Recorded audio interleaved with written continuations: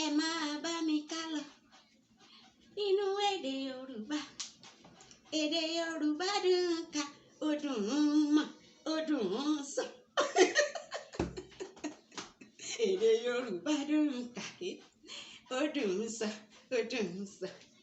Ó dùn ká, ó dùn ká, ó dùn wí, ó dùn wí. Ó dùn ká, ó dùn ká.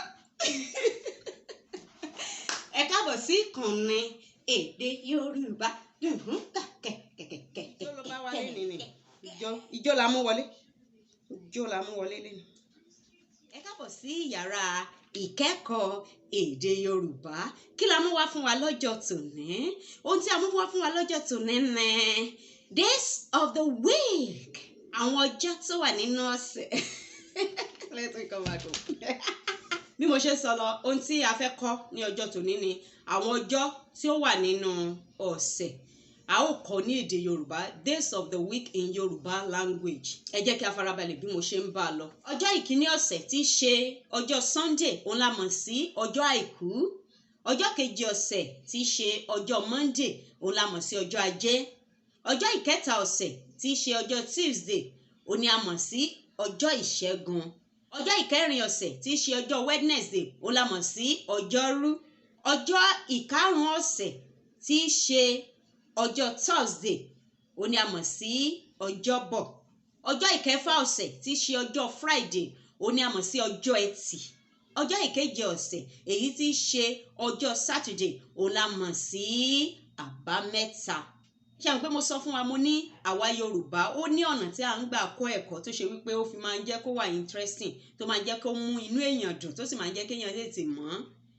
So a máa ń kọ́ lórí wípé àìkú, ajé, ìṣẹ́gun, ọjọ́rú, ọjọ́bọ̀, ẹtì, àbámẹ́ta.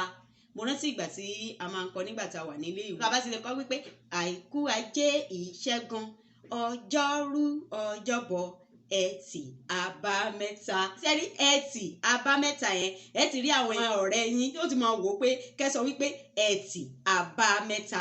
Nǹkan tí àwọn sọ wípé ẹtì, àbámẹ́ta, that is kẹ́ fúnyàn ní àbàrá mẹ́ta. So tẹ́ bá ti lè sọ wípé ẹtì, àbámẹ́ta, ẹ ra àwọn ọ̀rẹ́ yín ó dàbàrà bò ní ó máa ń jẹ́ kó wà interesting. Inú èèyàn máa ń dùn, a máa ń fi tayọ̀tayọ̀ kà á. Àìkú, ìṣẹ́gun, ọjọ́rú, ọjọ́bọ̀, ẹtì, àbámẹ́ta. Ọjọ́ àìkú ni Sunday, ọjọ́ ajé ni Monday, ọjọ́ ìṣẹ́gun ni Tuesday, ọjọ́rú ni Wednesday, ọjọ́bọ̀ ni Thursday, ọjọ́ ẹtì ni Friday, àbámẹ́ta ni Saturday. Ohun tí a gbé wá láti kọ́ ara wa ní òní ni. Ẹ jẹ́ kí a máa fọkàn sí bí a ṣe ń kọ́ ara wa. Ẹ rí wípé ẹ mọ̀ kó lé. Ẹ sì jẹ́ ká tún máa sọ nínú ilé, ká máa sọ nínú ilé, ká má bàa gbàgbé. Ẹ ṣeun tí ẹ̀ ń tẹ́tí sí wa. Ó tún di ọjọ́ mìíràn tí a ó máa pàdé lọ́lá Elédùà. Ó dàbọ̀.